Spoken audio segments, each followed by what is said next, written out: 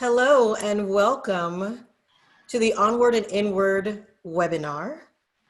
I'm LT Ladino Bryson. I'm the CEO and founder of vcandidates.com. We're so grateful you took a moment to join us. I'll be turning the controls over to our moderator. But in the meantime, I'd like to let you know that your microphones have been muted. So sit back, take notes, relax. We are here to provide the best information possible for you. And with that, Lori. Thank you so much. First of all, I want to thank each of you for taking the time out of your busy schedule today to join us for a call.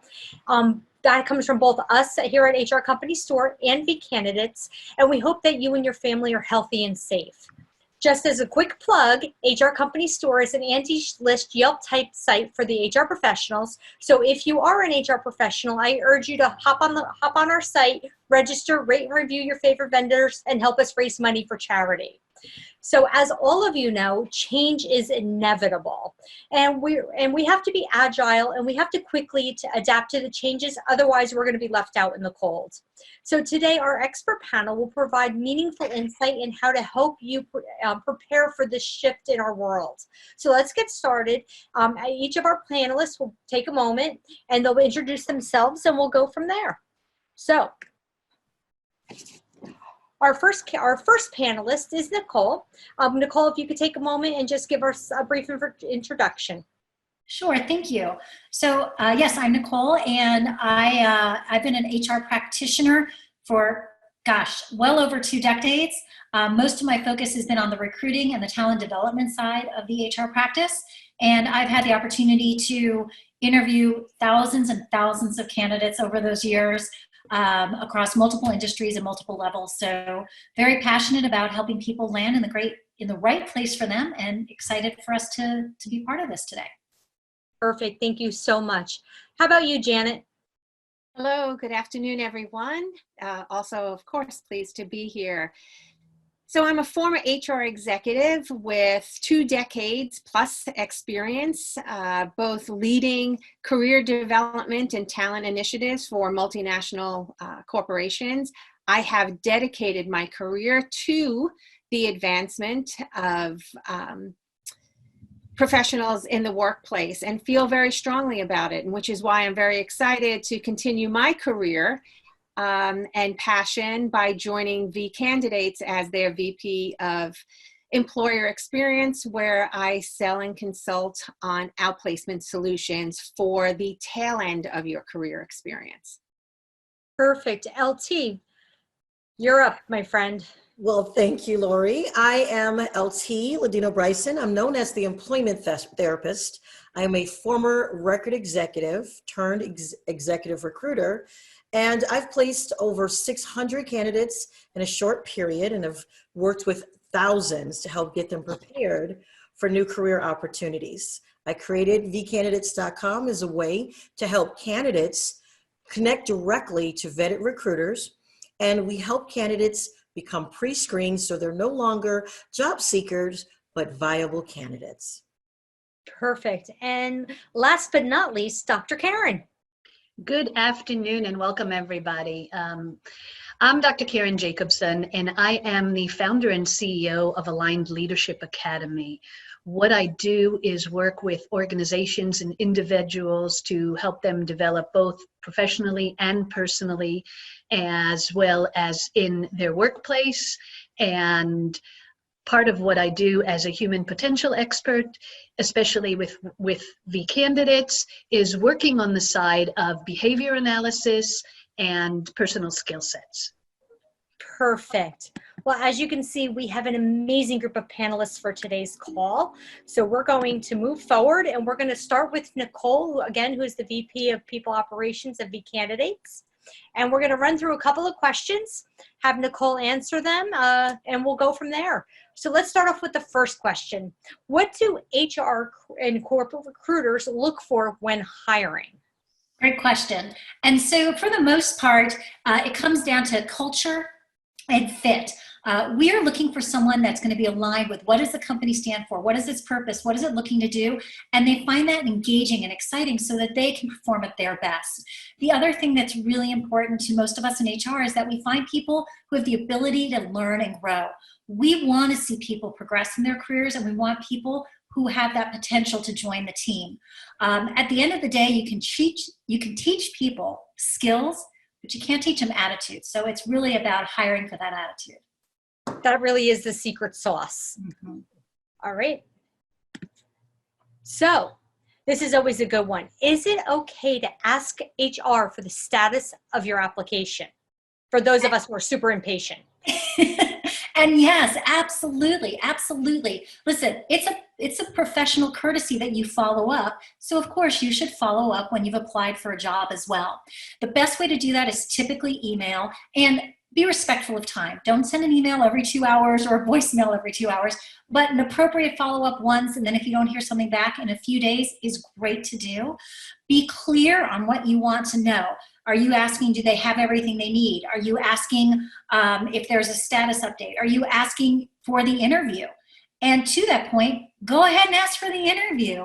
It's absolutely okay to demonstrate that you're engaged and you want to close on this process, particularly if you're in a role like sales or marketing. Demonstrating that in the beginning of your interview process is a great first step. Awesome tip.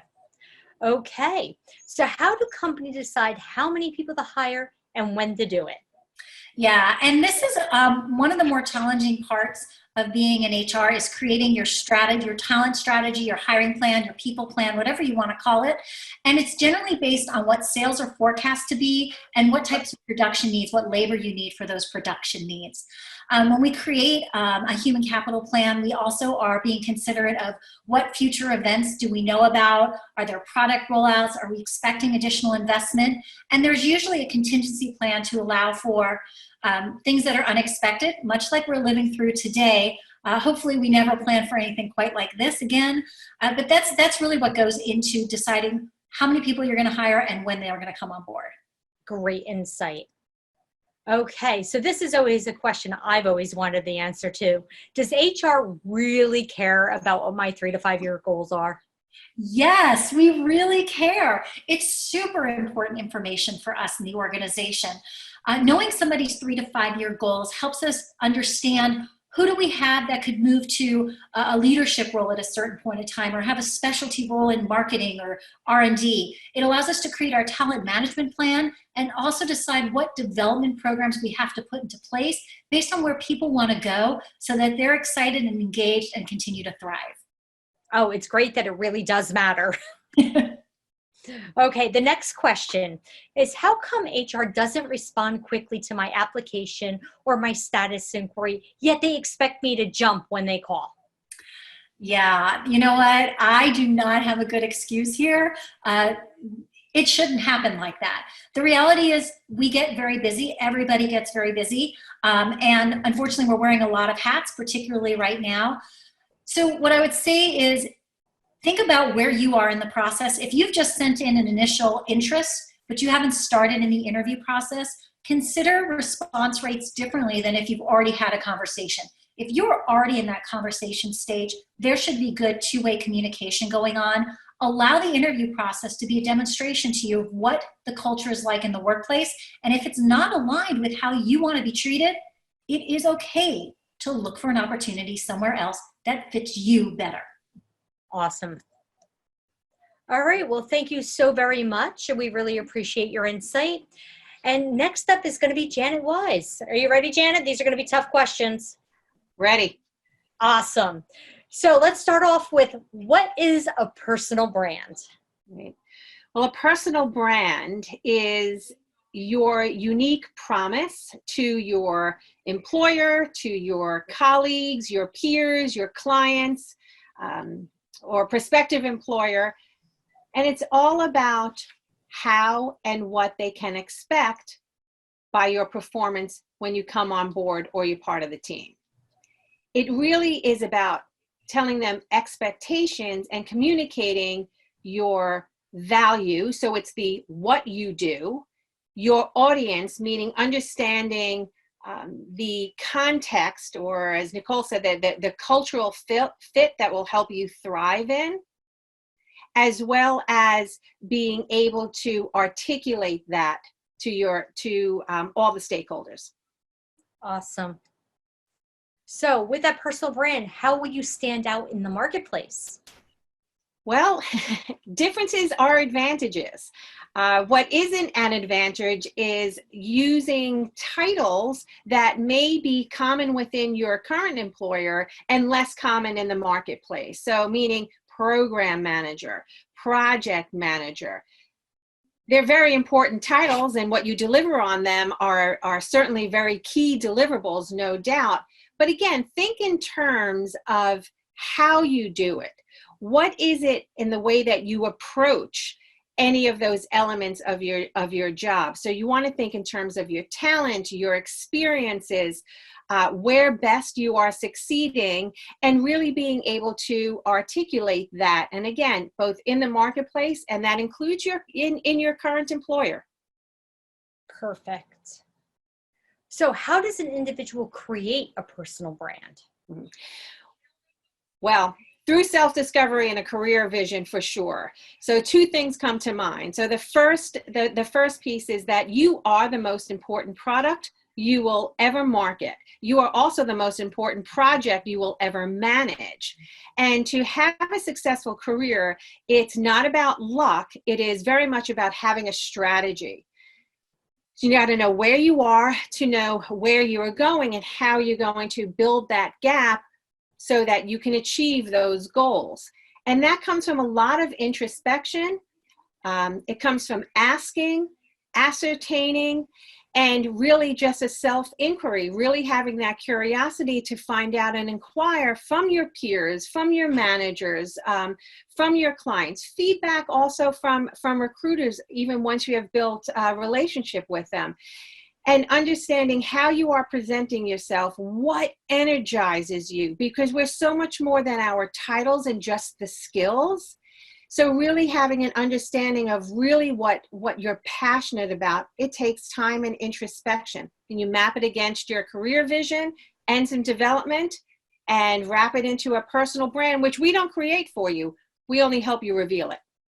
Awesome. Awesome. Yeah. I never thought of myself as a product before. So that's a really great perspective on how to think of yourself as you're marketing to businesses, because truly that's what you're doing. Yes.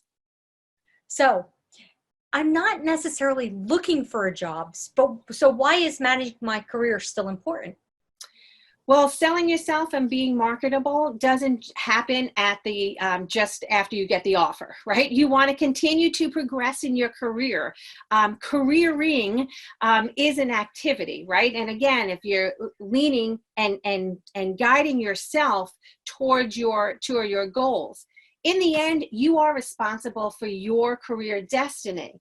Using these other resources, whether it's your managers, the organization, and the opportunities, and or recruiters, being able to articulate that and what you're bringing will allow you to attract or create those new opportunities, plum assignments, promotions. And in the end, it's about engagement. That whole job satisfaction and engagement, it's an inside job. It really starts with ourselves.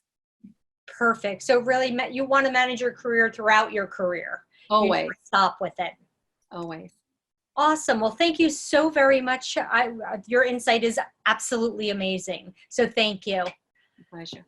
All right, Miss LT, you are up. Are you ready? I'm ready. You got it. All right. The first question for you, my friend, is what is the role of a recruiter who is looking for talent on behalf of a client? Everyone should think of a recruiter as a matchmaker, because that's what they are. Their goal is to not only meet the needs of the client to make sure that they help find the best talent that's going to actually define their company culture, but they also work on behalf of the candidate. And I like to think of it as, think of LeBron James and his manager.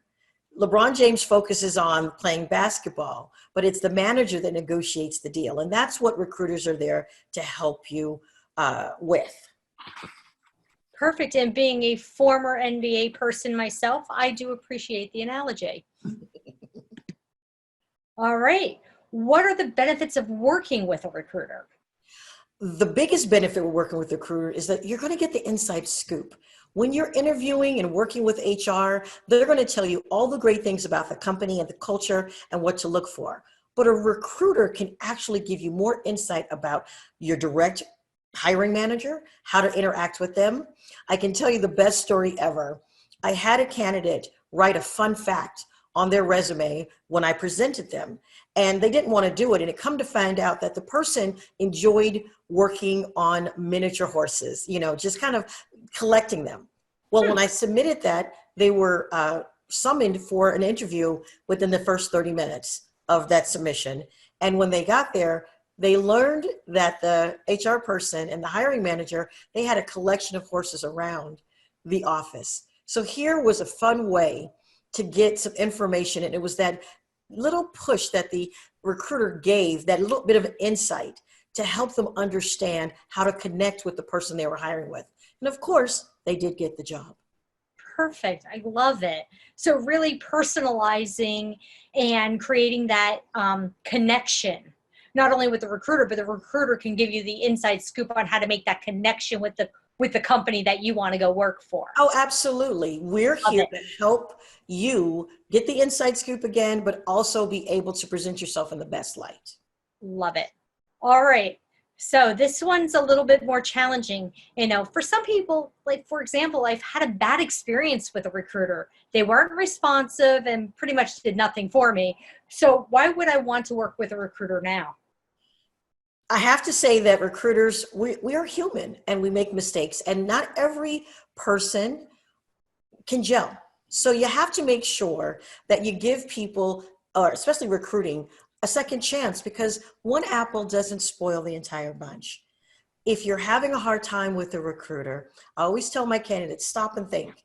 What is it that you may be misinterpreting or interjecting into the relationship? But if that person isn't communicating well, isn't following through, it's always best to stop and communicate that, because you want to try to foster the best working relationship as possible. This person is here to work for you. You're there to work in conjunction with their needs are, and it's got to start off on the right foot. It's a two-way street. Always. Perfect. All right. So don't recruiters just push resumes to make themselves money? Oh my goodness gracious. I've got to tell you that we do more than that. We'll do whatever it takes to make sure that we find the right candidate and that we get you pushed through, not because of the money, but because we want to satisfy the needs of our client as well as the candidate. I'm used to making anywhere between 50 to 80 calls a day. Okay. So in between moving that telephone around as well as emails and talking with clients, we do a lot of things. But more importantly, if we have a specific, placement that's a little bit challenging, we will go out of our way to do something new. For example, I had the pleasure of helping a friend who basically hung up on me and said, find me a sous chef. I knew nothing about finding someone a sous chef, but I knew that for this sushi restaurant, there were about 7 grocery stores in the area that had sushi counters. So I literally drove around to those different sushi counters and those the grocery stores, and talked to the people that were working there, received referrals, and within 2 hours was able to make a presentation of 2 to 3 candidates. Those are the kind of things that we do. So it's not about the money. It's really about the love and the sport of connecting great talent with a wonderful client. So did you taste sushi at all those places and that's how you decide? No, I'm only kidding. I love sushi. So yes, I was totally engaged in my project. Awesome. All right. So what happens if I like the job opportunity, but not like working with a recruiter who's working the position? I always tell my candidates, play nice in the sandbox. And you have to start that and work even with the recruiter. Sometimes, again, people don't gel, but it's about fostering the right relationships. You may have a great job and have some reservations regarding the hiring manager. You're going to have to work through that relationship to make it better. And that's what makes us grow, not only as a candidate, but as a person. So if you are having a challenge with the recruiter, I always suggest talking with them. You might have caught a recruiter on a bad day. Something might have happened. You might be taking it personally. Don't. We're human. Let's engage. And again, play well in the sandbox. Awesome. All right. Well, thank you so much, LT, for that insight. That was amazing.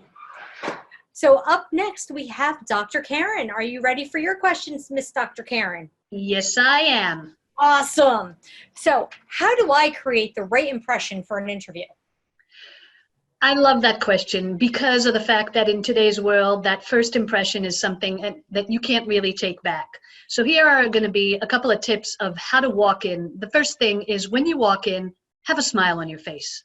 Make sure that you look at the interviewer so that they know that they're being acknowledged. And then reach out your hand and have a strong handshake. And when I say a strong handshake, I mean, don't break them down if you're a bodybuilder. And by the same token, none of that fishy type of handshake that makes you want to squirm and walk away. Keep your energy up and stay positive because that is what's going to create the whole energy for your interview. So I do have to ask, with the whole COVID-19, is a fist bump appropriate?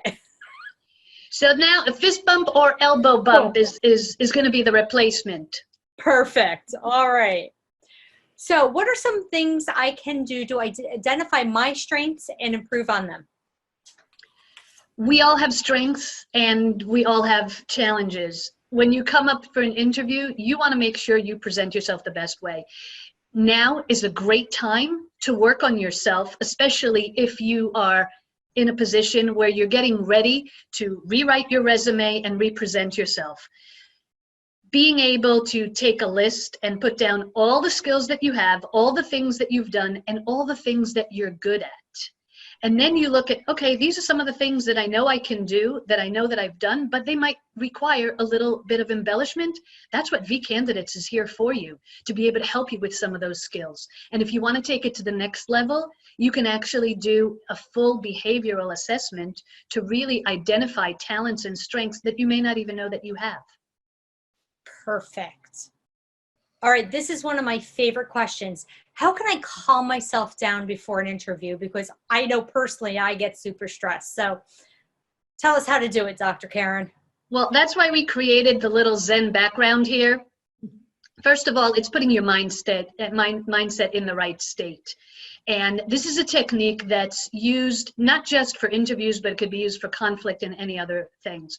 You find a place where you feel like you have some quiet and you can be centered, and then just focus a little bit on your breathing. And in your mind's eye, I want you to imagine the interview, literally as though it's happening right now in front of you. You're going to basically feel the feelings, see all the sights, hear the questions, knowing that you're answering them perfectly. And you take the interview through the completion, knowing that you walked out and you literally aced it. When you do that, you look back in your mind's eye and you seal that picture as though you're closing it with Teflon. That puts it in your subconscious mind and helps you move forward. Do it at every time. I do that even before I go on stage. Awesome advice. Thank you. All right, so what are some of the verbal and nonverbal cues or hints should I pay attention to when I'm being interviewed? The first thing is to pay attention to the speaker, to the interviewer, and to your tone. One of the things is you want to build rapport. Building rapport helps you build connection, helps you build affinity. Make sure that you're speaking at the same pace and at the same tone as best as possible that you can with them. The next thing is paying attention to some body language. Are they leaning towards you? Are they leaning away? That's going to tell you if they're engaged or not. And also making sure that you maintain eye contact with them. Now, it's not a staring down match, but enough eye contact to show that you're connected and that you're interested. There's a lot more, but those are two great ones to start with. And a breath mint. If they're leaning back, you may need one. You may need one, yes. All right, well, thank you for that fantastic advice. I'd like to take a moment and see if we have any closing thoughts. So, Miss Janet, you first. What are your closing thoughts for today? Personal branding is your competitive advantage. You have a personal brand, whether you know it or not. We're here to encourage you to get to own it so that it is in fact communicating what you want it to. Because with that, when you're clear on that, you'll be able to communicate your value the work environment that you work best in, and they'll know what to expect when they bring you on board. Fantastic. Nicole, what are your closing thoughts? Yeah, at the end of the day, finding your perfect new home is a journey. It's not a race, it's a marathon. And it's okay to go through discovery. It's okay to make choices that something isn't right for you and look for something else, especially in these times when we might have that knee-jerk panic reaction. I just have to grab the first opportunity. Allow yourself to find some place you can truly flourish and be successful, and it will be worth the work getting there. Awesome. Dr. Karen, what are your last thoughts? This is a perfect time for you to review, refocus, and re-energize yourself. Being able to go in, look at your skill sets, and adapt some new ones if you need to, and then planning for going out and maybe even having to pivot your direction. Do that while you're practicing. So work on yourself first, and then literally do some mock interviews with friends so that you can help with some of the tension and the anxiety if you have that. And understanding yourself will help you bring out a better you towards your potential employers. Awesome advice. And last but not least, LT, what are your closing thoughts? Well, as the Girl Scouts say, Girl Scouts honors to always be prepared. And again, we have a lot of downtime right now. Many people have downtime. And this is the time in which you have the ability to make change within yourself. As we're dealing with a huge course correction, what are you going to do? Complain or worry about it? Or are you going to look deep down to see how you can be as prepared as possible when hiring resumes?